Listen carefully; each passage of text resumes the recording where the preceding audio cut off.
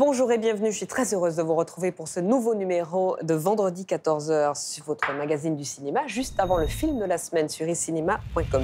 Qu'est-ce qu'un film de génération? On pose la question à nos invités. Vous diriez que ça existe, un film générationnel, Patrice Lecomte? Oui, à partir du moment où une génération, justement, s'en empare. C'est-à-dire qu'on ne peut pas décider, en aucun cas, on ne peut décider, tiens, je vais peut-être faire un film générationnel. Il n'y a pas de danger qu'on puisse décider ça. Mais c'est d'un seul coup, c'est le public chéri, mon amour, qui s'empare d'un film et qui en fait un film générationnel. Et c'est là où cette alchimie très bizarre, très étrange, qui nous échappe toujours, parce qu'il n'y a pas de fiche cuisine pour faire des films, c'est là où cette alchimie devient formidable, c'est qu'on fait un film sans savoir que ces films continuent à exister, parce que les gens, c'est qui? Les gens, c'est le public, c'est les personnes pour lesquelles on fait nos films. Les gens se sont emparés de ces films. Les Bronzés et le Grand Bleu, ça fait partie aussi de notre nourriture. Ouais.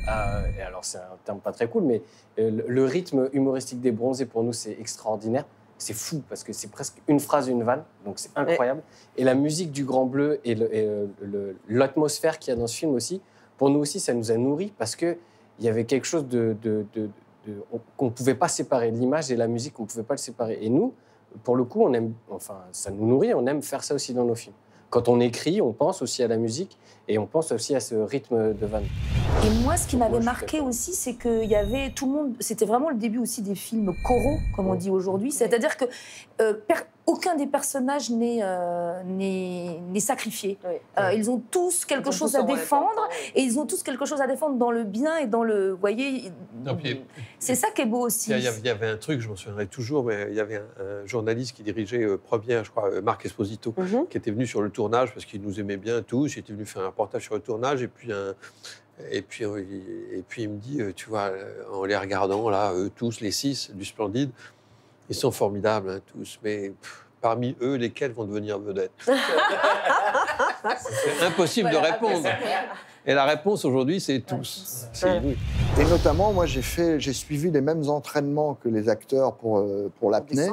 Et c'est vrai que quand un des entraînements, par exemple, on se mettait au fond de l'eau à une dizaine de mètres de profondeur, avec des poids, et on se couchait au fond comme ça, et on restait là. On avait, je sais pas moi... Pour ralentir le rythme cardiaque, voilà, tout ça. Au bout de quelques semaines, moi j'avais, même moi qui était pourtant pas le plus raisonnable au niveau de la cigarette et de l'alcool, j'arrivais à tenir 2 minutes 30 sous l'eau. Et du coup, mine de rien, dans cet état-là, quand on est 2 minutes couché au fond, quand on regarde la surface comme ça, évidemment qu'on n'entend pas la musique du Grand Bleu, mais c'est quand même une émotion...